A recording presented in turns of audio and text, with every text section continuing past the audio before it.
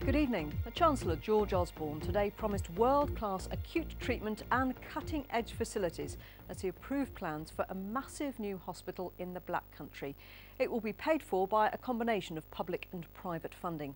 Well, the hospital will cost £353 million and be built in Smethwick, replacing existing A&E departments in West Bromwich and at City Hospital in Birmingham. It will house 670 beds and have the capacity to treat nearly 200,000 patients a year from 2019. This report from our health correspondent Michele Paduano contains some flashing images. No wonder the Chancellor wanted to be here.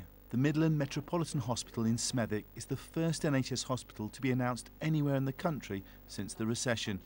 George Osborne visited Rowley Regis Hospital this morning. It's in a marginal constituency and was actually one of the last hospitals to be built and paid for by the public purse. Today we're announcing a brand new hospital for West Birmingham and Sandwell. It's going to have state-of-the-art surgical theatres, it's going to have the latest A&E, and we're going to go on investing in hospitals like Rowley Regis. It's a multi-100 million pound commitment. This is the site in Smethwick where the Midland Metropolitan Hospital will be built. It will replace City and Sandwell hospitals and will have 13 operating theatres and a 30-bed critical care unit. An acute specialist centre for those people who are most unwell, maybe patients who come by ambulance in particular, who will be looked after in the hospital behind me, but we're also keeping facilities at City Hospital and at Sandwell Hospital and at Rowley Regis for more community-based intermediate care. The facilities at Birmingham City Hospital are Victorian. These wards are no longer fit for purpose. Getting the money has been fraught with setbacks. The new hospital should have been completed in 2010.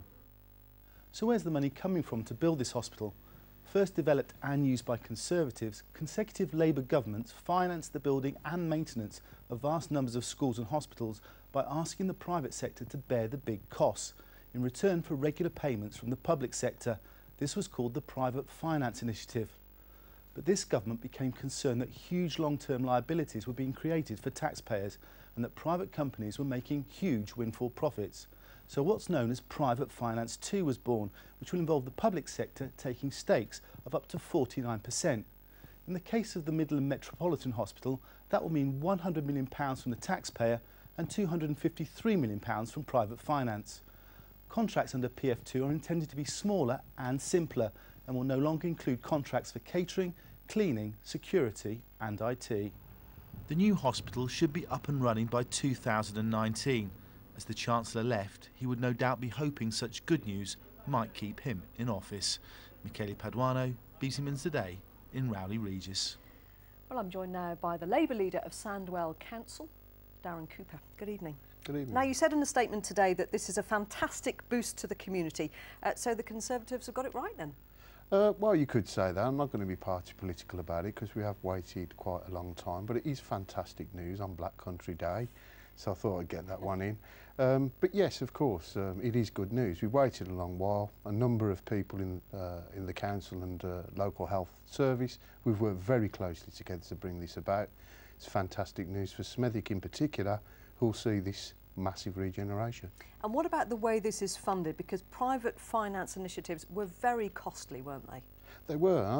I've not, in the past been a great advocate of private finance initiatives because they have cost a lot of money. But then if you think about that, we need to invest in the infrastructure to get the economy going. £350 million into an area like Smethwick will really give it a major boost.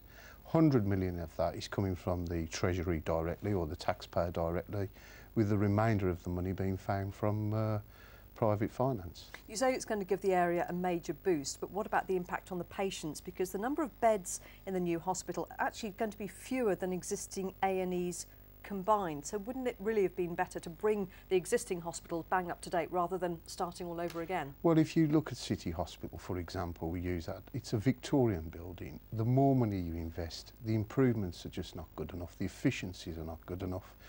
And why shouldn't the people of Sandwell and in particular Smethwick and the wider Black Country benefit from a brand new state-of-the-art hospital if they need it and they become ill? And you said you think it's going to give the area a major boost. How, other than just for the health of the area? Well, the very fact that we'll be having the new hospital, the council is investing money into the area with new homes. There's 200 new homes that are recently being built. The council is also going to invest some money into the infrastructure through Cape Hill, running through to Bearwood, to improve the general environment and give the place a massive lift. It's great news. Councillor Darren Cooper, thank you. Good to have your company this evening. Still to come on Midlands Today. End of the road for the